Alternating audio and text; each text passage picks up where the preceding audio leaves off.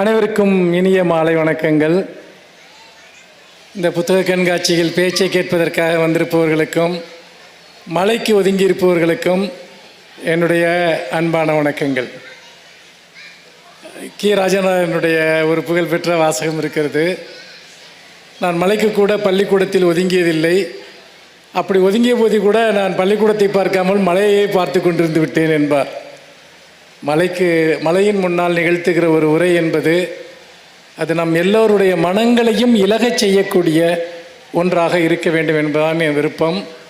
இங்கே அறிமுக உரை நிகழ்த்திய சகோதரி அவர்கள் அவர் சிறு குழந்தையாக இருந்ததிலிருந்தே என்னுடைய எழுத்துக்களை படித்து கொண்டிருப்பதாக சொன்னார். இது எல்லாம் அவர் வயதை குறைத்து என் வயதை கூட்டுவதற்கான ஒரு உத்தி என்று நான் புரிந்து கொள்கிறேன். ஆனாலும் கூட நான் கூட நேற்று மதுரை புத்தக கண்காட்சியில் எடுத்த புகைப்படங்களை தொகுப்பாக பார்த்தபோது எனக்கு ஒரு பெரிய ஆச்சரியம். அதில் என்னுடைய வாசகர்களாக வந்திருக்கக்கூடியவர்கள் 4 தலைமுறையைச் சேர்ந்த வாசகர்கள் இருப்பதை நான் பார்த்தேன். அது உண்மையில் அந்த புகைப்படம் பார்க்கிற போது ஒரு பிரமிப்பாக இருந்தது. 4 தலைமுறைகளாக படிக்கக்கூடிய வாசகர்களை ஒரு எழுத்தாளன் பெற வேண்டும் என்றால் அவன் 4 தலைமுறைகளுக்கும் எழுத வேண்டும் என்பதுதான் அதனுடைய பொருள். அப்படி பார்க்கிற போது நான் தொடர்ச்சியாக பல வருடங்களாக இந்த மதுரை புத்தக கண்காட்சியில் உரையாற்றி கொண்டிருக்கிறேன். பல புது புது முகங்களை பார்க்கிறேன். பல புது புது நண்பர்கள் ஒவ்வொரு முறையும் இங்கு வருகிற போது கிடைக்கிறார்கள். அப்படி பார்க்கிற போது நான் தமிழ்நாடு முழுக்க புத்தக கண்காட்சிகளுக்கு செல்லக்கூடியவன். ஆனால் மதுரை புத்தக கண்காட்சி என்பது என்னுடைய சொந்த ஊரில் நடக்கிற புத்தக கண்காட்சி போன்றது. என்னுடைய சொந்த ஊருமே மதுரைக்கு அருகில் தான் இருக்கிறது என்பது ஒரு காரணமாக இருக்கலாம். இன்னொன்று, ஒரு பண்பாட்டு குணம் மிக்க பல்வகையான பண்பாட்டு வேர்களை கொண்ட மனிதர்கள் வாழக்கூடிய ஒரு நிலத்தில் நடக்கக்கூடிய ஒரு சந்திப்பு, ஒரு புத்தக கண்காட்சி என்பது நமக்கு பல விதங்களிலும் உற்சாகம் தரக்கூடியது, உவகை தரக்கூடியது. அந்த வகையில்தான் நான் எப்பொழுதுமே மதுரை புத்தக கண்காட்சியை ஒவ்வொரு ஆண்டும் நான் எதிர்நோக்கி இருப்பேன். இப்பொழுது கூட இந்த மேடையில் இன்று மதியத்திலிருந்து இருக்கிறேன். மதியம் எங்கள் பதிப்பகத்தினுடைய ஒரு புத்தக வெளியீட்டு விழா, 4 புத்தகங்கள் வெளிவந்தன. பிறகு கீழே இறங்கி போய் முகத்தை கழுவி கொண்டு மீண்டும் இங்கே வந்துவிட்டேன். நண்பர்களே, தொடர்ச்சியாக உங்களிடம் உரையாடி கொண்டிருப்பது என்பது மனதிற்குள் தொடர்ச்சியான சிந்தனைகளை உருவாக்குகிறது. நீங்கள் நினைக்கலாம், பேச்சாளர்கள் ஒரு மேடையில் ஏறி பேசுகிற போது அவர்கள் சிந்தித்து விட்டு வந்து பேசுகிறார்கள் என்று. அவர்கள் அதற்கு முன் எப்போதாவது சிந்தித்திருப்பார்கள். ஆனால் மேடையில் ஏறுகிற போதுதான், அதுவும் எதிரே இருக்கக்கூடியவர்களுடைய முகங்களை பார்க்கிற போதுதான், அடடா, இவர்களுடைய மனதை கவரக்கூடிய வகையில் ஏதேனும் ஒரு செய்தியையாவது சொல்லிவிட வேண்டும் என்று நமக்கு ஒரு ஆவல் மேலிடும். அப்பொழுது நம்முடைய இதயத்தின் ஆழத்தில் உறைந்திருக்கக்கூடிய எண்ணங்கள், நம்முடைய இதயத்தின் ஆழத்தில் உறைந்திருக்கக்கூடிய சிந்தனைகள், இவை எல்லாம் படிப்படியாக மேலே வருவதை நாம் பார்க்கலாம். இந்த புத்தக கண்காட்சி எதற்காக நடக்கிறது? தமிழ்நாடு முழுக்க இந்த புத்தக கண்காட்சியை தமிழ்நாடு அரசு எல்லா மாவட்டங்களிலும் நடத்தி கொண்டிருக்கிறது. ஒரே நேரத்தில் 3-4 புத்தக கண்காட்சிகள் கூட நடக்கின்றன. இந்த புத்தக கண்காட்சி நான் பெரும்பாலும் தமிழ்நாடு முழுக்க சென்றிருக்கிறேன். உண்மையில் இந்தியாவில் வேறு எங்குமே இப்படி ஒரு நிகழ்வு கிடையாது. எங்காவது ஒரு பெரிய நகரத்தில் நடத்துவார்கள். இப்போ வெஸ்ட் பெங்கால்னால் கல்கத்தாவில் நடக்கும், இல்லைனா வேறு ஏதாவது ஒரு ஊரில் நடக்கும். கேரளாவுக்கு போனாலும் அப்படி தான், ஒன்று கோழிக்கோடில் நடக்கும், இல்லைன்னா திருவனந்தபுரத்தில் நடக்கும். ஆனால் 38 மாவட்டங்களில் வருடம் முழுக்க புத்தக கண்காட்சிகள், இத்தனை சொற்பொழிவுகள், இத்தனை எழுத்தாளர்கள், இத்தனை விதமான புத்தகங்கள், இவ்வளவு பேர் ஒரு கண்காட்சிக்காக தொடர்ந்து வருவது, புத்தகங்களை வாங்குவது, உண்மையில் எத்தனையோ விஷயங்களில் தமிழ்நாடு முன்னோடியாக இருப்பது போல இந்த புத்தக கண்காட்சி விஷயத்திலும் நாம் மிகப்பெரிய முன்னோடியாக இருக்கிறோம். இன்றைக்கு ஒரு அம்மா தன்னுடைய குழந்தையை கூட்டிக் கொண்டு வந்தார். அந்த குழந்தைக்கு ஒரு 5 வயது இருக்கும். நான் இவளை முதலாக புத்தக கண்காட்சிக்கு கூட்டிக் கொண்டு வருகிறேன் என்று சொன்னார். நண்பர்களே, நான் என்னுடைய முதல் புத்தக கண்காட்சியை பார்த்தபோது நான் 30வது வயதில் தான் நான் பார்த்தேன்.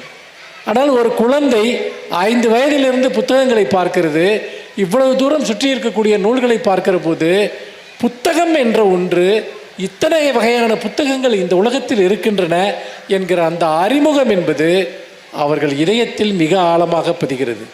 இது ஒரு குழந்தைகளுக்கு கல்வி அளிக்கிற ஒரு முயற்சி. இதை நாம் மறந்துவிடக்கூடாது. கல்வி என்பது பள்ளிக்கூடங்களில் மட்டுமல்ல, நூலகங்கள், புத்தக கண்காட்சிகள், இதன் மூலமாக உங்கள் முன்னால் எப்படிப்பட்ட ஒரு உலகம் இருக்கிறது, அந்த உலகத்தை நீங்கள் கண்கொண்டு பாருங்கள் என்று ஒரு குழந்தைக்கு காட்டி தருகிற போது, இன்றைக்கு நீங்கள் உங்கள் குழந்தைகளை புத்தக கண்காட்சிக்கு கூட்டிக் கொண்டு வந்தால் நாளை அவர்கள் உங்களை கூட்டிக் கொண்டு வருவார்கள். நாளை அவர்கள் உங்களை அறிவு சார்ந்த இடங்களுக்கு அழைத்து செல்வார்கள். இதுதான் அடிப்படை. நீங்கள் உங்கள் குழந்தைகளுக்கு எதை தருகிறீர்களோ அதை அவர்கள் உங்களுக்கு திருப்பி தருவார்கள். நீங்கள் அவர்களுக்கு ஒரு செல்ஃபோனை மட்டும் வாங்கி வைத்து கொடுத்துவிட்டு உங்கள் வேலைகளில் நீங்கள் மூழ்கி இருந்தால் அவர்கள் உங்களிடம் திரும்பி வரமாட்டார்கள். புத்தகங்கள் உங்கள் குழந்தைகள் உங்களிடம் திரும்பி வருவதற்கான பாதையை காட்டுகின்றன. உயர்ந்த மதிப்பீடுகள் அல்லது உயர்ந்த சிந்தனைகள், நாம் உறவுகளை பாதுகாக்க வேண்டும் என்கிற உணர்வுகளை எல்லாம் நமக்கு புத்தகங்கள் தான் கொடுக்கின்றன. நிறைய பெற்றோர்கள் ஒரு தவறு செய்கிறார்கள். குழந்தைகளுக்கு ஜென்ரல் நாலேஜ் புக் அல்லது ஒரு அவர்கள் தேர்வுகளில் வெற்றி பெறுவதற்கான நூல்களை வாங்கி கொடுத்தால் போதும் என்று நினைக்கிறார்கள். தேர்வுகளில் வெற்றி பெறுவது முக்கியம்தான், அதைவிட முக்கியம் வாழ்க்கையில் வெற்றி பெறுவது. சிறந்த மதிப்பெண்களை பெறுவது முக்கியம்தான், அதைவிட முக்கியம் அவர்கள் சிறந்த மனிதர்களாக மாறுவது. வெறும் பாடப்புத்தகங்களை படிப்பதனாலோ மதிப்பெண்களை பெறுவதனாலோ ஒருவர் சிறந்த மனிதராக மாறிவிட மாட்டார். அதனால்தான் நான் திரும்ப திரும்ப மன்றாடுவது என்னவென்றால், உங்கள் குழந்தைகளுக்காக நீங்கள் ஏதாவது இன்வெஸ்ட்மெண்ட் முதலீடு செய்ய விரும்பினால் அவர்கள் மனங்களில் முதலீடு செய்யுங்கள், அவர்கள் சிந்தனைகளில் முதலீடு செய்யுங்கள். நீங்கள் அவர்களுக்கு பணத்தை சேமித்து வைத்தால் போதும் என்று நினைக்காதீர்கள். அந்த பணத்தை எடுத்துக்கொண்டு அவர்கள் எங்காவது போய்விடக்கூடும். ஏதாவது ஒரு வாழ்க்கையை அவர்களே தேர்ந்தெடுத்து கொண்டு விட முடியும். ஆனால் அவர்கள் இதயங்களில் நீங்கள் செய்கிற முதலீடு, அறம் என்றால் என்ன, அன்பு என்றால் என்ன, சமுதாய பொறுப்பு என்றால் என்ன, நம்முடைய மொழி என்றால் என்ன, இலக்கியம் என்றால் என்ன, இதையெல்லாம் கற்றுக் கொடுக்கிற போது அந்த குழந்தைகள் ஒருபோதும் தங்கள் பெற்றோர்களை கைவிட மாட்டார்கள், தங்கள் குடும்பத்தை கைவிட மாட்டார்கள், தங்களுடைய பந்தங்களை கைவிட மாட்டார்கள். அவர்களுக்கு எல்லாமே முக்கியம் என்று தோன்றும், எல்லாமே முக்கியம். ஆனால் குழந்தைகளை வெறுமனே பொழுதுபோக்கிற்கும் பணத்திற்கும் மட்டும் பழக்கப்படுத்தினால், படி வேலைக்கு போ சம்பாரி அந்த பொசிஷனுக்கு போ இந்த பொசிஷனுக்கு போ, அது எதுவுமே அவர்களுக்கு எந்த வேல்யூவையும் கற்றுக் கொடுக்காது. ஏன்னா ஒரு குதிரையை நீங்கள் பந்தயத்தில் ஓடுவதற்கு எப்படி வேண்டுமானாலும் பழக்கலாம். குதிரை பந்தயத்தில் மட்டும்தான் ஓடும், அது உங்களோடு பேசாது, உங்களை அணைத்து கொள்ளாது, உங்களோடு மறுமொழி சொல்லாது. யோசித்து பாருங்கள், குழந்தைகளை நீங்கள் வெறும் பந்தய குதிரைகளாக மட்டும்தான் வளர்க்கப் போகிறீர்களா என்று. நிச்சயமாக இல்லை. பந்தய குதிரைகள் ஒரு குறிப்பிட்ட தூரம் ஓடிவிட்டு நின்று போய்விடும். ஆனால் நாம் இதயங்களில் செய்யக்கூடிய முதலீடுகள், அந்த இதயங்களில் செய்யக்கூடிய அந்த முதலீடு தான் அவர்களை சிறந்த மனிதர்களாக மாற்றுவது மட்டுமல்ல, உங்களுடைய வாழ்க்கையும் பாதுகாப்பானதாக மாற்றும். அதனால்தான் நான் நிறைய இடங்களில் நான் சொல்லக்கூடிய ஒரு விஷயம், இது போன்ற புத்தக கண்காட்சிகள் என்பவை எல்லாருமே சொல்லுவாங்க, வந்துட்டு பார்த்திங்கன்னா எதை வாங்குவது, எந்த புத்தகத்தை வாங்குவது என்று தெரியவில்லை என்கிற குழப்பம் எல்லாம் நிறைய பேருக்கு இருக்கிறது. வருவார்கள், அவர்களுக்கு தெரிந்த எழுத்தாளராக இருந்தால் அவருடைய புத்தகத்தை வாங்குவார்கள். மற்றபடி இதில் நாம் என்ன புத்தகத்தை வாங்குவது என்கிற ஒரு குழப்பம் நிறைய பேருக்கு இருக்கிறது. நான் இந்த இடத்தில் இன்றைக்கு எனக்கு கொடுக்கப்பட்டிருக்கக்கூடிய தலைப்பை பற்றி நான் குறிப்பிட விரும்புகிறேன். எதை படித்தீர்கள், எதை மறந்தீர்கள்? இந்த கேள்வியை நீங்கள் யாராவது எப்போவாவது கேட்டுக்கிட்டு இருந்திருக்கீங்களா? வாழ்க்கையில் நீங்கள் எதை படித்தீர்கள், எதை மறந்தீர்கள்? நாம் எதையாவது ஒன்று படிக்கிறோம், பல அறிவியல் கருத்துக்கு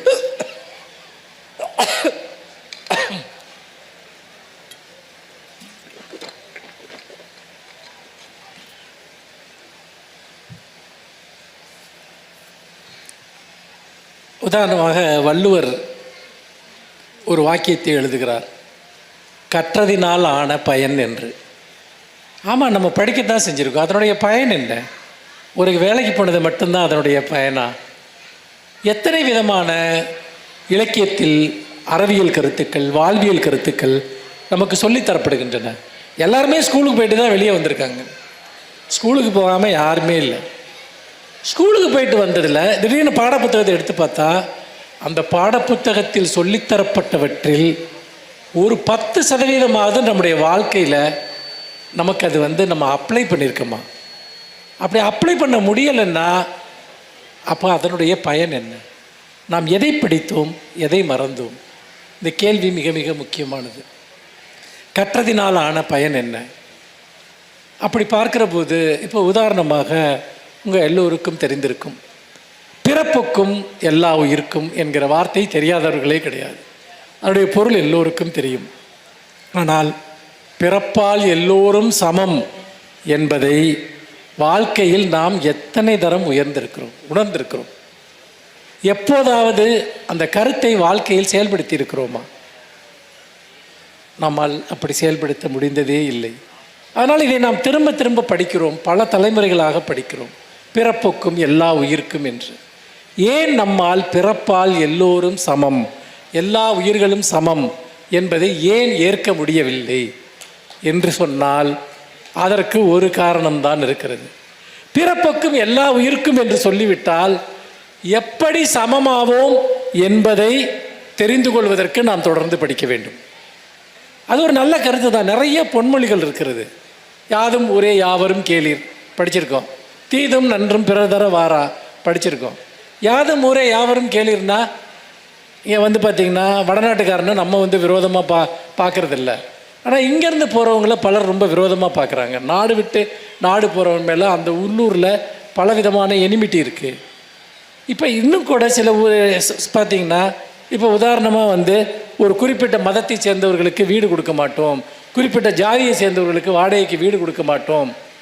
அப்போ நம்ம யாதும் ஊரே யாவரும் கேளீர்னு படித்தோம் இல்லையா? அதை எப்படி புரிந்து கொள்வது? நாம் புரிந்துதான் படிக்கிறோமா, அறிந்துதான் படிக்கிறோமா என்றால் இல்லை. அந்த வாக்கியம் சொல்வதற்கு நன்றாக இருக்கிறது என்று அதை சொல்பவர்கள் பலர் இருக்கிறார்கள்.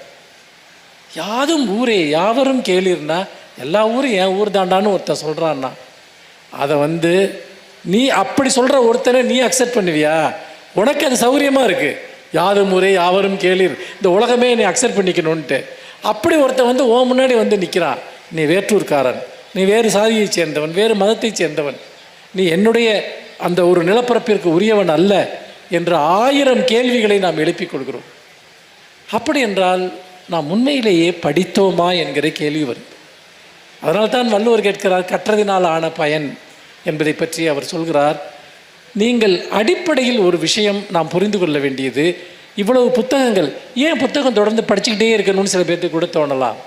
ஏனென்றால் நாம் ஏற்கனவே படித்ததை புரிந்து கொள்வதற்கே புத்தகங்கள் தேவை. நாம் ஏற்கனவே அறிந்ததை அறிந்து கொள்வதற்கு புத்தகங்கள் தேவை. நாம் நிறைய விஷயங்களை அறிந்ததாக நம்புகிறோம். உண்மையிலேயே நாம் அறிந்திருக்கிறோமா? புதுமை பித்தன் ஒரு இடத்தில் கேட்கிறார், வாழ்வதாக சொல்கிறோம், உண்மையில் வாழ்கிறோமா என்று கேட்கிறார். இது ஒரே ஒரு ஒற்றை வாக்கியம்தான். இந்த வாக்கியத்தினுடைய பொருளை எப்படி புரிந்து கொள்வது? வாழ்வதாக சொல்கிறோம், உண்மையில் வாழ்கிறோமா? அப்போ உண்மையில் வாழலைன்னா நம்ம என்ன பண்ணிகிட்ருக்கோம்? நாம் வாழ்கிற வாழ்க்கையினுடைய பொருள் என்பது என்ன? நாம் வாழ்க்கை என்று சொல்வதுதான் உண்மையிலேயே வாழ்க்கையா என்கிற பல கேள்விகள் நமக்கு எழுகின்றன. நண்பர்களே, படிப்பினுடைய பயன் அல்லது நாம் எதை படித்தோம் எதை மறந்தோம் என்று கேட்பதனுடைய பொருள் என்னவென்றால், நாம் அறிந்ததாக நம்புகிற ஒன்றைத்தான் நாம் உண்மையிலேயே அறிந்து கொள்ள வேண்டும். அப்படி பார்க்கிற போது நாம் இப்போ உதாரணமாக அறம் பற்றிய நிறைய கருத்துக்கள் நமக்கு சொல்லப்படுகின்றன. அறம் செய்ய விரும்பு என்று சொன்னால் அறம் என்பது என்ன? நம் வாழ்க்கையில் அறம் இருக்கிறதா? அல்லது அறம் என்று சொல்லப்பட்டவற்றிற்கு எதிராக நாம் எத்தனை செயல்களை ஒவ்வொரு நாளும் செய்கிறோம்? துரோகங்கள், ஏமாற்றங்கள், உள்ளொன்று வைத்து புறமொன்று பேசுவது, நாம் இன்னும் சொல்லப்போனால் சக மனிதன் மீது வெறுப்பை வைத்து கொண்டு பயன் கருதி அவனிடம் ஒரு உறவு பாராட்டுவது, நம்மை நேசிப்பவர்களை நாம் ஏமாற்றுவது, நமக்கு அவர்கள் மேல் குற்றம் இழைப்பது, இதில் ஏதாவது ஒன்றை நாம் செய்யாதவர்கள் எப்போதாவது இருக்கிறோமா? நன்றுகளை நாம் சிந்திக்க வேண்டும்.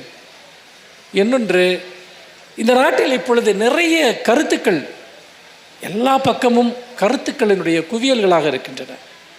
நீங்கள் இந்த கருத்துக்களை எப்படி புரிந்து கொள்வது என்று கூட தெரியவில்லை. இப்போ உதாரணமாக நீங்கள் ஒரு வாட்ஸ்அப்பில் பார்த்தீங்கன்னா ஒரு நாளைக்கு ஆயிரக்கணக்கான கருத்துக்கள் வருது. ஃபேஸ்புக்கை ஓப்பன் பண்ணால் ஆயிரக்கணக்கான கருத்துக்கள் வருது. யூடியூப்பை ஓப்பன் பண்ணிங்கன்னா ஆயிரக்கணக்கான கருத்துக்கள் வருது. எதை நாம் தேர்வு செய்வது? நமக்கு ஒரு மிகப்பெரிய குழப்பம் இப்பொழுது வந்து விட்டது. எது சரியானது? இப்போ சமீபத்தில் வந்து ஒரு நிகழ்ச்சி நீங்கள் பார்த்துருப்பீங்க, நீயா நானான்னு ஒரு நிகழ்ச்சி உங்களுக்கு தெரியும். அதில் தெருநாய்களை பற்றி ஒரு பிரச்சனை. இது இப்போ சோஷியல் மீடியா முழுக்க அதை பற்றி பயங்கரமாக பேசிட்டே இருக்காங்க. இந்த பிரச்சனையில் என்ன முடிவெடுப்பது? இப்பொழுது நான் வந்து பார்த்திங்கன்னா நாய் வளர்க்கக்கூடியவன். என்னுடைய வீட்டில் நான் தொடர்ச்சியாக நாய்கள் வளர்க்கக்கூடியவன். எனக்கு நாய்கள் மிகவும் பிடிக்கும். நான் அதை பாதுகாத்து வளர்க்கக்கூடிய ஒருவன். உங்களில் பலரும் கூட அந்த பெட்ஸ், அந்த நாய்கள் மேல், பூனைகள் மிகுந்த அன்பு கொண்டவர்கள் இருக்கலாம்.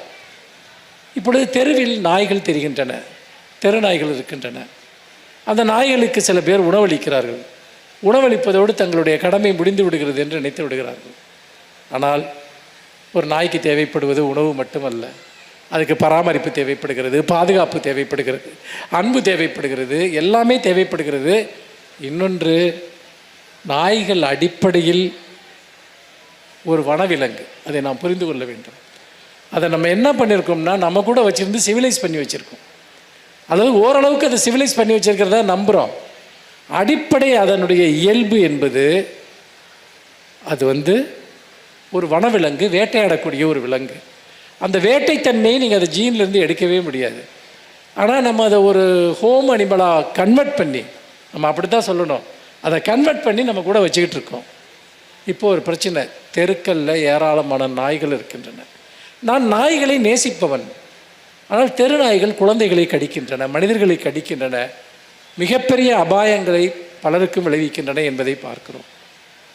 அப்போ இந்த பிரச்சனைக்கு என்ன தீர்வு என்று கேட்டால், நாய்களை நேசிப்பதாக சொல்லக்கூடியவர்கள், நீங்கள் அதெல்லாம் ஒன்றும் பண்ணக்கூடாது, அதுக்கு சாப்பாடு கொடுக்குறத தடுக்கக்கூடாது, நீங்கள் அதை ஒரு பெரிய இது மாதிரி வச்சு, ஹோம் மாதிரி வச்சு மெயின்டைன் பண்ணணும், இப்படியெல்லாம் வந்து கருத்துக்களை சொல்கிறாங்க. மனிதர்களுக்கு கூட முழுமையாக உணவிட முடியாத ஒரு நாட்டில் தான் நாம் இருந்து கொண்டிருக்கிறோம் என்ற இடத்திலிருந்து இதை நாம் பேச வேண்டும். அப்படிப்பட்ட நிலையில் என்னுடைய நாய்கள் மீதான என்னுடைய அன்பு என்பது அது முழுமையான ஒரு அன்பு. அதே அன்பு எனக்கு குழந்தைகள் தெருவில் நடந்து செல்லக்கூடிய குழந்தைகள் மேல் இருக்கிறது, முதியவர்கள் மேல் இருக்கிறது, நாய்களால் தாக்கப்படுகிற மனிதர்கள் மீதும் இருக்கிறது. ஆனால் என்ன இங்கு ஒரு பிரச்சனை என்று சொன்னால், யாராவது ஒரு தரப்பை எடுத்துக்கொள்கிறார்கள். ஒன்று, முற்றிலுமாக நாய்களை அழித்து விட வேண்டும் என்று சொல்லக்கூடியவர்கள். இன்னொரு தரப்பு, நாய்களை முழுமையாக பாதுகாக்க வேண்டும் என்று சொல்லக்கூடியவர்கள். இந்த இடத்தில் இலக்கியம் நமக்கு எப்படி வழிகாட்டுகிறது? இதுதான் முக்கியமான விஷயம். நான் வந்து ஒரு அற்புதமான ஒரு கதை ஒன்றை படித்தேன். இந்த பிரச்சனைகள்லாம் நடந்துக்கிட்டு இருக்கப்போ, ஏன் நான் இலக்கியம் படிக்க வேண்டும், புத்தகம் படிக்க வேண்டும் என்று சொல்கிறேன் என்றால், அது மனிதர்கள் மீதான அன்பாக இருந்தாலும் சரி, அல்லது மிருகங்களின் மீதான அன்பாக இருந்தாலும் சரி, அதை எப்படி புரிந்து கொள்ள வேண்டும், ஒவ்வொன்றினுடைய இயல்பையும் நாம் எப்படி புரிந்து கொள்ள வேண்டும் என்பதை நாய்கள் நமக்கு, இது இலக்கியங்கள் நமக்கு காட்டுகின்றன. ஒரு ராத்தல் இறைச்சி என்று ஒரு கதை, அதை நகுலன், தமிழின் புகழ்பெற்ற ஒரு படைப்பாளி, அந்த கதையை எழுதியிருக்கிறார். ஒரு ராத்தல் இறைச்சி. இன்றைக்கு இருக்கக்கூடிய இந்த நாய்கள் பற்றிய இந்த பிரச்சனை நடந்து கொண்டிருந்த போது, நாய்களை நாம் ஏதோ பாதுகாக்கிறோம் அப்படின்னு நிறைய பேர் நம்பிட்டு இருக்காங்க. ஆனால் பல சமயங்களில் என்னென்னா, நம்ம நாயை ஹேண்டில் பண்ணவே இல்லை, நாய்கள் தான் நம்ம ஹேண்டில் பண்ணுது. நமக்கு வந்து எப்படி நடந்துக்கிட்டால் பிடிக்குமோ அப்படி நம்ம நடந்துக்கிட்டால் தான் நம்ம அதற்கு ஃபீட் பண்ணுவோங்கிறத, அது ரொம்ப ஈஸியாக ட்ரெயின் ஆகிடுது. நாய்கள் ரொம்ப ஈஸியாக ட்ரெயின் ஆகக்கூடிய ஒரு விலங்கு. உங்களுக்கு என்ன செஞ்சால் பிடிக்குமோ அது செய்யும்.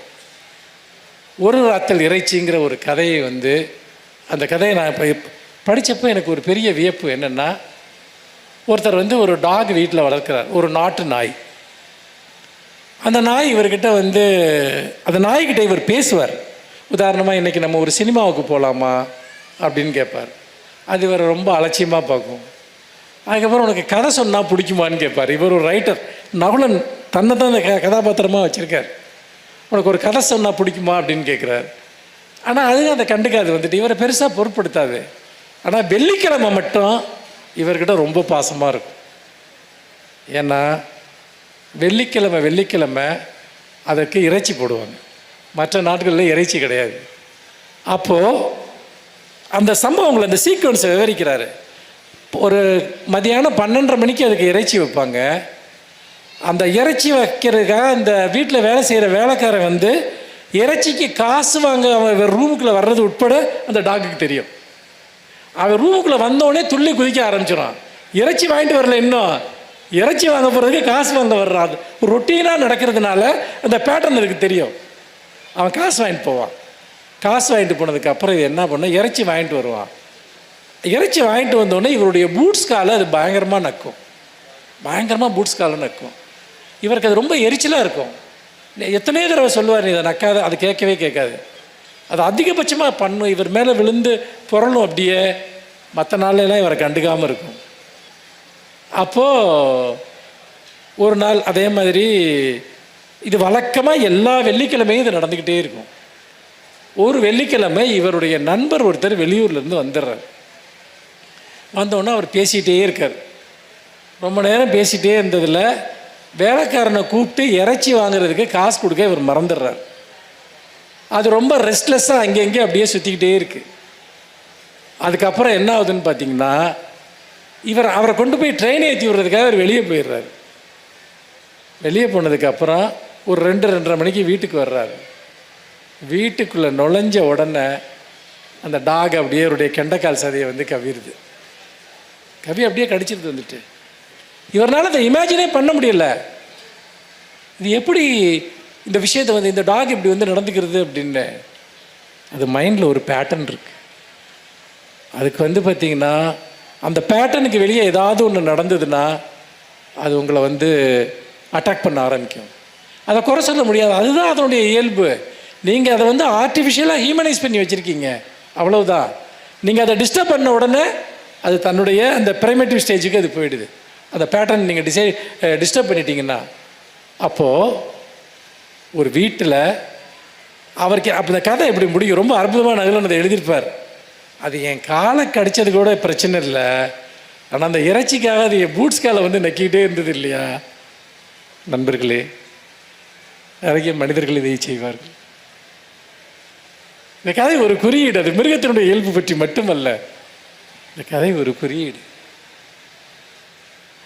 தேவைகளுக்காக நம்மை அண்டி இருப்பவர்கள், தேவைகளுக்காக மட்டுமே நம்மை அன்பு செய்யக்கூடியவர்கள், தினம் தினம் நீங்கள் வழக்கமாக ஒருவருடைய தேவையை நீங்கள் நிறைவு செய்து கொண்டிருந்து விட்டு ஏதாவது ஒரு சந்தர்ப்பத்தில் அதை உங்களால் செய்ய முடியாமல் போனால், அந்த நாய் தன்னுடைய எஜமானுக்கு என்ன செய்ததோ அதை மனிதர்கள், நீங்கள் நம்பியவர்கள், நீங்கள் நேசித்தவர்கள், அவர்கள் உங்களுக்கு செய்வார்கள். ஏற்கனவே செய்தும் இருப்பார்கள். நீங்கள் ஸ்டாப் பண்ணக்கூடாது. எனக்கு முடியலைன்னு சொல்லிடக்கூடாது. ஒருத்தர் கூடவே நீங்கள் இருந்து எல்லாம் பண்ணியிருப்பீங்க, ஒரு நாள் உங்களுக்கு முடியாமல் போயிடும்.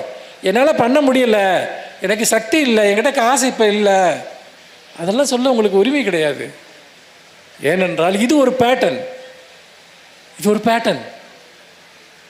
ஆனால் ஒருத்தன் எதுவுமே செஞ்சுருக்க மாட்டாங்க, உங்களுக்கு என்னைக்காவது ஒரு நாள் ஹெல்ப் பண்ணுவான். அவன் வந்து பாருங்கள், அவன் எவ்வளோ தங்கமானவன். அதுக்கு ஒரு மோசமான பழமொழி இருக்குது, அது மேடையில் சொல்ல முடியாது, அது கிராமத்திற்கு அந்த பழமொழி தெரியும்.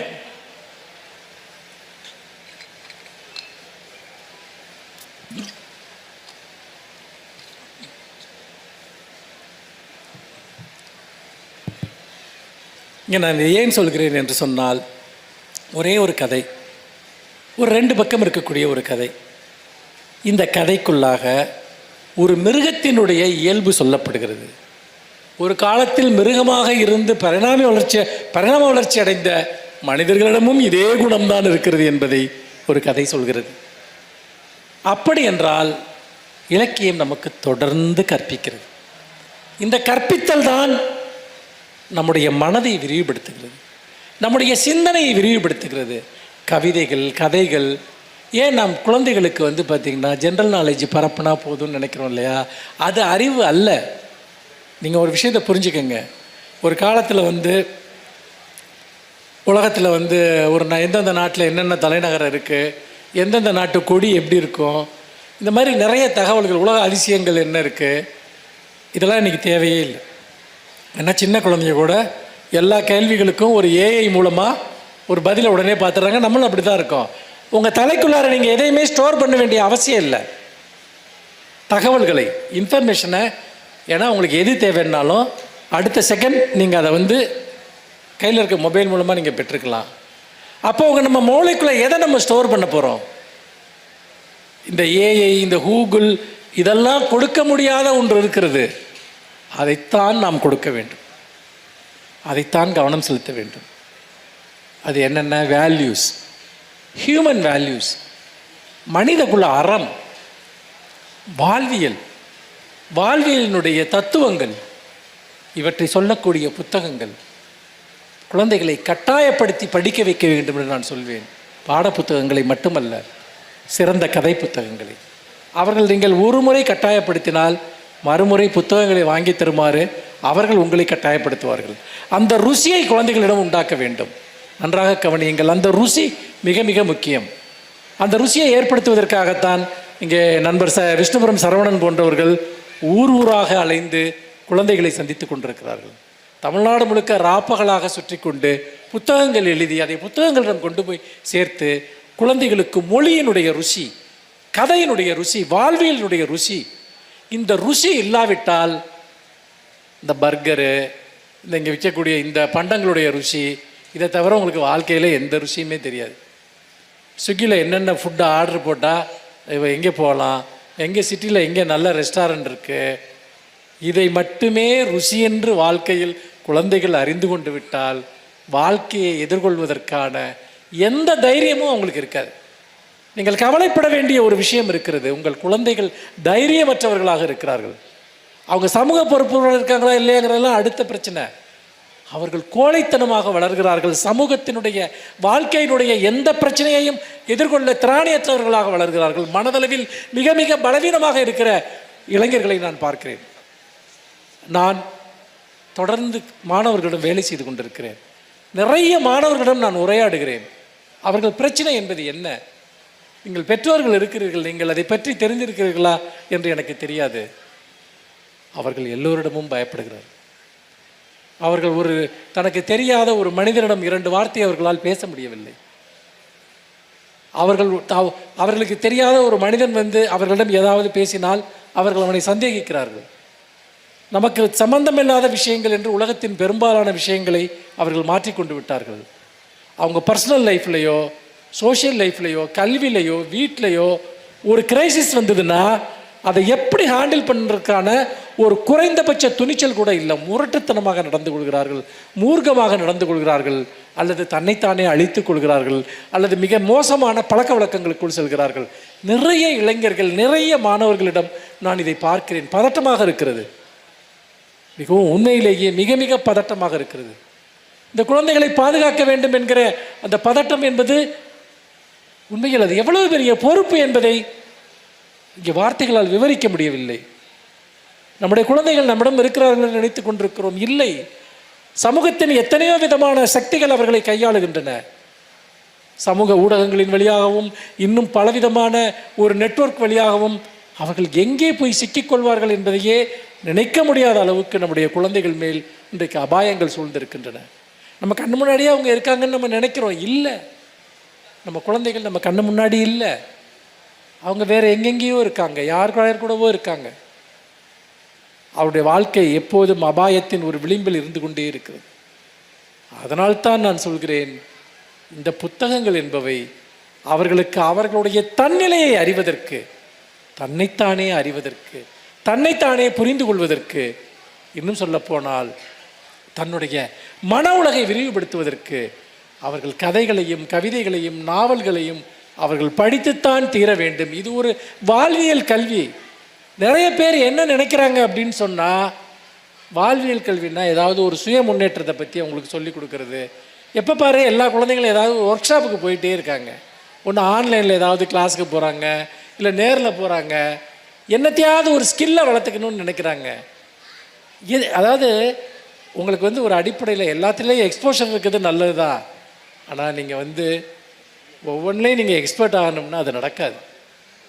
அடிப்படையான வாழ்வியல் அறங்களை நாம் எப்படி புரிந்து கொள்வது, எப்படி அவற்றை கற்றுக்கொள்வது, இலக்கியத்தின் வழியாக சமூகத்தை, சக மனிதர்களை எப்படி புரிந்து கொள்வது, உங்கள் பிள்ளைகளுக்கு வற்புறுத்தி புத்தகங்களை வாங்கி கொடுங்கள். அவர்களை படிப்பதற்கு கற்பியுங்கள். சமூகத்தில் மோசமான தொடர்பற்ற ஏராளமான கருத்துக்கள் பரவிக்கொண்டே இருக்கின்றன. அந்த கருத்துக்களுக்கு எதிராக அவர்களை எப்படி நிலைநிறுத்துவது? இதுதான் மிக மிக முக்கியமான ஒரு விஷயம். இது ஒரு மிகப்பெரிய போராட்டம்.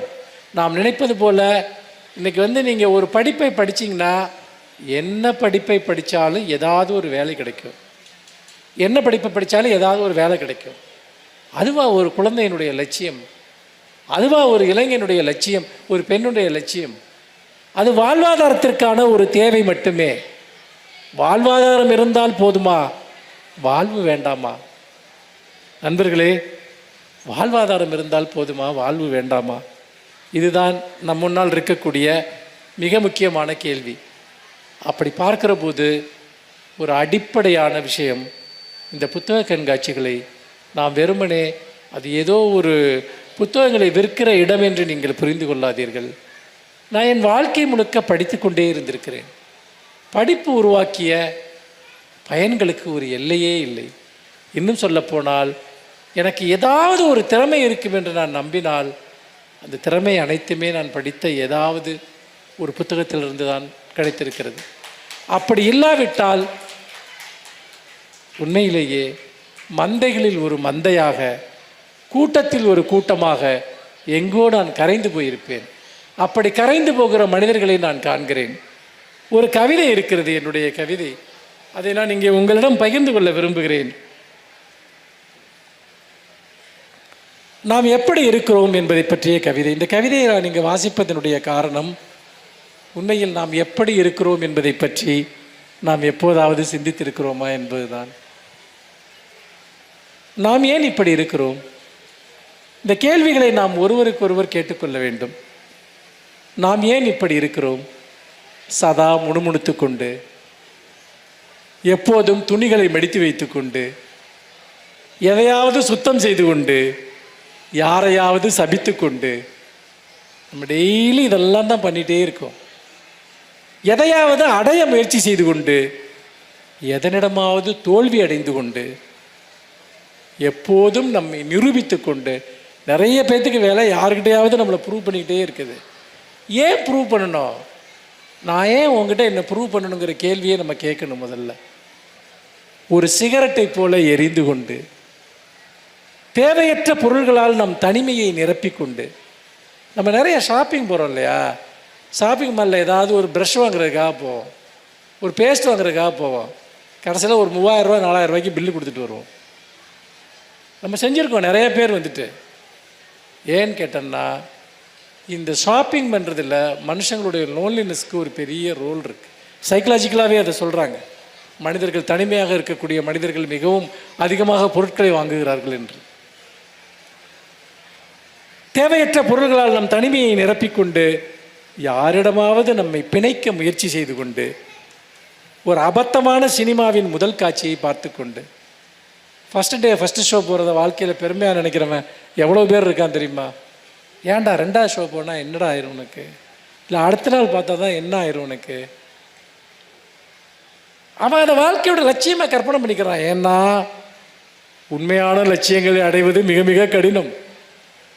இது போன்ற லட்சியங்களை அடைந்து விட்டால் ஏதோ ஒன்றை அடைந்த போலி திருப்தி.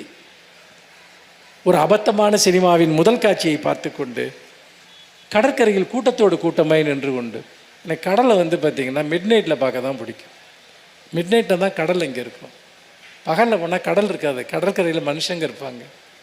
மனிதர்கள் கடலை மறைத்து கொண்டிருப்பார்கள். கடலை ஒரு நிமிடம் கூட நீங்கள் கவனித்து பார்க்க முடியாது. மனிதர்கள் கவனத்தை நம்மேல் தங்கள்பால் ஈர்த்து கொண்டே இருப்பார்கள், அல்லது மற்றவர்களுடைய கவனத்தை நாம் ஈர்த்து கொண்டிருப்போம். கடற்கரையில் கூட்டம் கூட்டமாய் நின்று கொண்டு, குற்றாலத்துக்கு குளிக்க போகிறவங்க நீங்கள் பார்த்தீங்கன்னா ஒரு அடிப்படி சண்டை நடக்கிற மாதிரி நடக்கும் கீழே குளிக்கையில். அந்த மாதிரி ஒரு எனக்கு இது அருவிய குளிக்கிற அனுபவமா வேறு எதுவுமான்னு எனக்கு நிறைய நேரம் ரொம்ப டவுட்டாக இருந்திருக்கு. நம் குழந்தைகளை சந்தேகித்து கொண்டு, நம் வீட்டிலேயே திருடிக்கொண்டு, மலிவான பொருட்கள் எங்கே கிடைக்கின்றன என்று எப்போதும் யோசித்து கொண்டு, ஆஃபரில் எது போட்டாலும் அதை வாங்கணுங்கிறது ஒரு வியாதி. 50% ஆஃபர்னால் அவன் முதல்ல நினைக்கிறது இந்த பொருள் நமக்கு வேணுமா வேணாமான்னு யோசிக்கிறது இல்லை. அது 50% ஆஃபரில் கிடைக்குது, வாங்குறவங்க இருக்காங்க. நம் வீட்டில் நாம் பயன்படுத்துகிற பொருள்களை விட பயன்படுத்தாத பொருள்களுடைய குப்பை மிக மிக அதிகம்.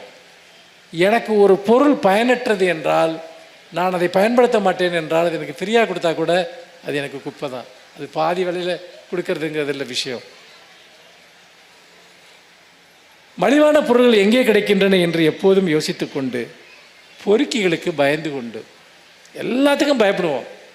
ஒருத்தன் வந்து கொஞ்சம் ஏதோ அவன் ஒரு பவர்ஃபுல்லாக இருக்கானா அவனுக்கு பயந்துக்குவோம். ஏன்டா பயப்படணும் அவனுக்கு? பொறுக்கிகளுக்கு பயந்து கொண்டு, புகழுள்ள மனிதர்களை அனாவசியமாய் தெரிந்து கொண்டு, எல்லாரும் கொஞ்சம் பிரபலமாக இருக்க ஆளுங்கள்ட்ட எல்லாம் அவங்கள ஏதோ ஒரு விதத்தை தெரிஞ்சு வச்சுக்கிறத சில பேர் ஒரு பெரிய பெருமையாக நினைப்பான். அவனால் ஒரு சல்லி பைசா நமக்கு பிரயோஜனம் இருக்காது. நீங்கள் போய் ஒரு உதவி கேட்டு போனால் கூட, நீங்கள் ஒன்றும் இல்லாத ஒருத்தன்ட்ட கேட்டால் கூட அந்த உதவியை செய்வான். ஆனால் நீங்கள் ஒரு பவர்ஃபுல்லான ஆள், புகழுள்ள ஆளுன்னு நினச்சி ஒருத்தன்ட்ட போகிறீங்க இல்லையா, உங்களுக்கு பெரும்பாலும் ஏமாற்றம் தான் கிடைக்கும். புகழுள்ள மனிதர்களை அனாவசியமாய் தெரிந்து கொண்டு, அதோட ஒரு பெரிய பிரச்சனை இருக்குது. சதா ஏதேனும் ஒரு நோயை பற்றி பேசிக்கொண்டு, சில பேர் வாயை திறந்தாலே ஏதாவது எனக்கு அங்கே வலிக்குதும்மா இங்கே வலிக்குதும்மா, அது இதே பிரச்சனை. இதோட பெரிய பிரச்சனை இருக்குது. எப்போதும் பருவநிலையினை பற்றி புகார் செய்து கொண்டு, மழை அடித்தாலும் என்ன இப்படி மழை பெய்யுது, வெயில் அடித்தாலும் என்ன இப்படி வெயில் அடிக்குது, குளிர் அடித்தாலும் என்னம்மா குளிர் அடிக்குது.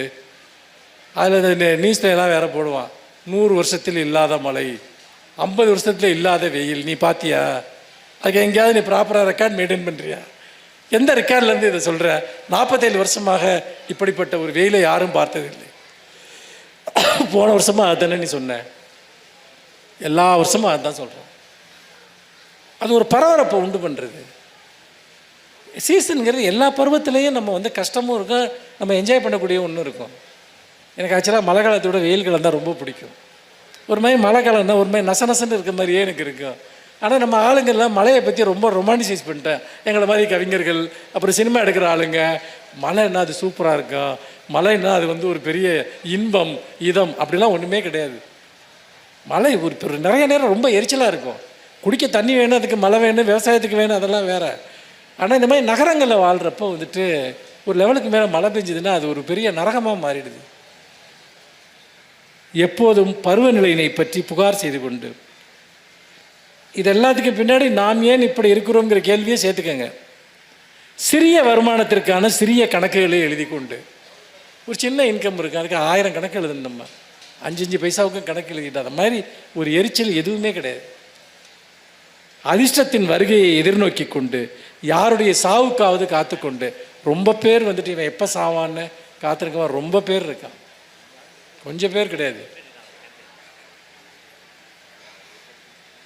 நமக்கே தோணும், சில பேர் ரொம்ப வருஷம் பார்க்காம இருப்போம், அவன் செத்துட்டான்னு நம்ம மனசில் தோணும். பார்த்தா இருப்பான், கேட்க முடியாதுல்ல அவன்கிட்ட, நீங்கள் செத்துட்டியான்னு கேட்க முடியாது இல்லை, நான் அப்படிங்களா நல்லா இருக்கீங்களாம்பா, அப்படின்னா நான் இன்னும் உசுரோட தான் இருக்கேன்னு அதுக்கு கேள்வி, அதுக்கு அர்த்தம் புரியுதுங்களா? நீ செத்துட்டியான்னு கேட்க முடியாது. ஓ நீங்கள் நல்லா இருக்கீங்களா, பார்த்து ரொம்ப நாளாச்சு அப்படிம்பா.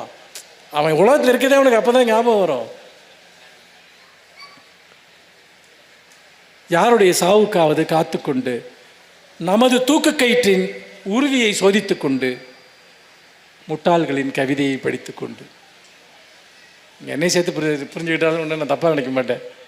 முட்டாள்களின் கவிதையை படித்து கொண்டு, குடிக்கும்போது அழுது கொண்டு, புணர்ச்சியில் வேறு யாரையோ நினைத்து கொண்டு, அடுத்த முதல்வர் யார் என்று யோசித்து கொண்டு, இதெல்லாம் உன் பிரச்சனையா யோசிப்பான். நிறைய பேர் சீரியஸாக அதை பற்றி யோசிச்சிட்டே இருப்பான். அடுத்த வேளை குடிக்க கஞ்சி இருக்காது, பயங்கர ஆக்ரோஷமாக இருப்பான். சிறுவர்களையும் சிறுமிகளையும் ரகசியமாக முத்தமிட்டு கொண்டு, பௌர்ணமி தினங்களில் மனமுடைந்து அழுது கொண்டு, எதையாவது தொலைத்து கொண்டு, எதையாவது தேடிக்கொண்டு, நிறைய பேர் எப்போ எதையாவது ஒன்று எங்கேயாவது மறந்துட்டு வச்சுருவாங்க, அப்போ தேடிக்கிட்டே இருப்பாங்க. எனக்கு அந்த இடத்துல இருக்க முடியாது என்னால், என்னத்தையாவது ஒன்று எங்கே வச்சேன்னு தெரில, அங்கே வச்சேன்னு தெரில, நாளில் பாதி எதையாவது ஒன்று தேடுறதுலையே வேலையாக இருக்கவும் நிறைய பேர் இருக்காங்க. தவறான முடிவுகளுக்காக வருந்தி கொண்டு, தவறிப்போன சந்தர்ப்பங்களுக்காக ஏங்கி கொண்டு, அந்த சான்ஸை மிஸ் பண்ணிட்டோமே, மிஸ் பண்ண தான் செய்வோம். வாழ்க்கைங்கிறதே சான்சஸை மிஸ் பண்ணுறது தான். அதை நினச்சிக்கிட்டே இருப்பாங்க. தவறிப்போன சந்தர்ப்பங்களுக்கு ஏங்கிக் கொண்டு, யாருடைய அன்புக்காவது ஏங்கிக் கொண்டு, கடன் கொடுப்பவர்களிடம் நட்பு பாராட்டி கொண்டு, இருக்கிறதுலே இருக்க பெரிய அவலம் அதுதான். கடன் கொடுப்பவர்களிடம் நட்பு பாராட்டி கொண்டு, சிறிய தவறுகளுக்கு பெரிய தண்டனைகள் கொடுத்து கொண்டு, பிறரது கடிதங்களை திருடி படித்து கொண்டு, தன் வழியே போகும் எறும்புகளை நசுக்கி அழித்து கொண்டு, ஒருத்தன் நமக்கு எந்த கெடுதியும் பண்ணியிருக்க மாட்டான், அவனை போய் இவன் டிஸ்டர்ப் பண்ணுவான், அவனுக்கு ஏதாவது ஒரு தொந்தரவை உருவாக்குவான். பார்த்துருக்கேன், அந்த மாதிரி நிறைய பேரை பார்த்துருக்கேன். ஏன்டா அவன் உனக்கு என்னடா பண்ணான், ஏன்டா அவனை போய் இப்படி பண்ணுற? தன் வழியே போகும் எறும்புகளை நசுக்கி அழித்து கொண்டு, கூண்டுகளில் பறவைகளை அடைத்து வைத்து கொண்டு, போலி கடவுள்களிடம் கண்ணீர் சிந்திக்கொண்டு, எதிர்காலத்தை அவ்வளவு உறுதியாய் திட்டமிட்டு கொண்டு பயங்கர பிளான் பண்ணுவாங்க, ஒன்றுமே நடக்காது.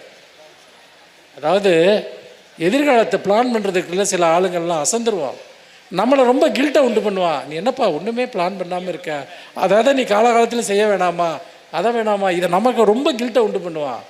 ஆனால் அவன் போட்ட எந்த பிளானுமே ஒர்க் அவுட் ஆகிருக்காது, எதுக்குமே ஒர்க் அவுட் ஆகாது. தூக்க மாத்திரைகளை விழுங்கி கொண்டு, மற்றவர்களின் கடமைகளை நினைவூட்டி கொண்டு, நமது இயலாமையை மறைக்க யாரையாவது சவுக்கால் அடித்து கொண்டு, பூனைகளுக்கு உணவு தர மறுத்து கொண்டு, யாரையாவது இறுக பற்றி கொண்டு, எப்போ யாரையாவது டிபெண்ட் பண்ணியே இருக்குது. உடல் குறைபாடுகளை பற்றி சிந்தித்து கொண்டு, மலிவான வாசனை திரவியங்களை பயன்படுத்தி கொண்டு, யாருடைய உள்ளாடையையோ திருடி முகர்ந்து கொண்டு, பொது அறிவை வளர்த்து கொண்டு, எதற்காவது பயன்படும் என்று எல்லாவற்றையும் பாதுகாத்து கொண்டு, சொற்பொழிவுகளில் கைதட்டி கொண்டு, இதை கைதட்டாமல் இருந்தீங்கன்னா கைதட்டும்பா மேடையிலிருந்து, என்ன ஒரு கைதட்ட மாட்டீங்களா, நாம் ஏன் இப்படி இருக்கிறோம்னு சொல்லி தானே கேட்குறேன். இது அநியாயம் பண்ணுறீங்களே. எனக்கு கைதட்டு பிடிக்கும், ஆனால் நீங்கள் கைதட்டலைன்னா இவன் நமக்கு எதிராக ஏதோ பார்த்தீங்கன்னா ஒரு ப்ரொட்டஸ்ட் பண்ணுறான், எதிராக இருக்கான் நினைப்பான் மேடையில் இருக்கவன். ஒரு சில பேர் ஜோக்குன்னு நினச்சி எதையாவது சொல்லுவான், இவன் எழுத்த இருக்கவங்களாம் இப்படியே உட்காந்துருப்பான், ரொம்ப வேதனையாக இருக்கும். அப்புறம் இந்த மாதிரி நெறியாளர்கள்லாம் ஒரு பலமாக கைதட்டுங்கம்பாங்க, இவனை கடுப்பாக கைதட்டுவான். பார்த்தீங்கன்னா என்ன ஒரு எக்ஸசைஸ் தான் நினச்சிட்டு பண்ணுவானுங்க. என்ன சொற்பொழிவுகளில் கைதட்டி கொண்டு, நிழல்களுக்கு பயந்து கொண்டு, எப்போதும் யாரையாவது கண்காணித்து கொண்டு, எனக்கு இது புரிஞ்சதே இல்லை, இது ஒரு பொழப்பா அப்படின்ட்டு. பிள்ளைங்களை கண்காணிக்கிறது, பக்கத்து வீட்டுக்காரனை கண்காணிக்கிறது, புருஷன் பொண்டாட்டியை கண்காணிக்கிறது, பொண்டாட்டி புருஷனை கண்காணிக்கிறது. நீ கண்காணிக்கிறதுனால அவனை ஏமாத்தாமல் இருக்க போகிறானா? ஒன்றுமே இல்லை ஆனால் இதை ஒரு பெரிய அப்சஷனாக கண்காணிச்சிட்டே இருப்பாங்க அதாவது ஏற்கனவே தெருவுக்கு வீட்டுக்கு சிசிடிவி கேமரா இருக்குது, அதுக்கு மேலே சூப்பர் சிசிடிவி கேமராவா இவன் ஆப்ரேட் ஆவான். இப்போ நீங்கள் யாருக்காவது ஃபோன் பண்ணுறீங்கன்னு வச்சுக்கோங்க, உங்களுக்கு ஃபோன் எங்கேஜாக இருந்தால் யார்கிட்ட பேசிகிட்டு இருந்த, ஃபோனை எடுக்கலைன்னா யார் கூட இருக்க? ஏண்டா இது ஒரு 20-25 வருஷத்துக்கு முன்னாடி மொபைல்லாம் கிடையாது, அப்போ எல்லோரும் ரொம்ப ஒழுக்கமாக இருந்தாங்களா? கையில் ஒரு வெப்பன் இருக்குல்ல, அதை யூஸ் பண்ணணும். இப்போ கையில் ஒரு துப்பாக்கி இருந்தால் எடுத்தவொடனே சுற்றணுமா ஒன்று? அதே மாதிரி தான் இந்த மொபைல் இதெல்லாம் வச்சுட்டு யாரையாவது கண்காணிச்சிக்கிட்டே இருக்குது. எங்கே போனேன், 1 மணி நேரம் லேட்டாக வந்தேன், ஏன் லேட்டாக வந்தேன், ஏன் நான் 8 மணிக்கு தப்பு பண்ணுறேன் சாயங்காலம் 4 மணிக்கு பண்ண மாட்டேன்னா? கொஞ்சமாவது யோசிக்கணும். நான் 4 மணிக்கு தப்பு பண்ணிட்டு 5 மணிக்கு நீட்டாக வீட்டுக்கு வரலாம் தானே, 8 மணிக்கு வந்தால் மட்டும் உனக்கு டவுட் வருது, ஏன் வருது?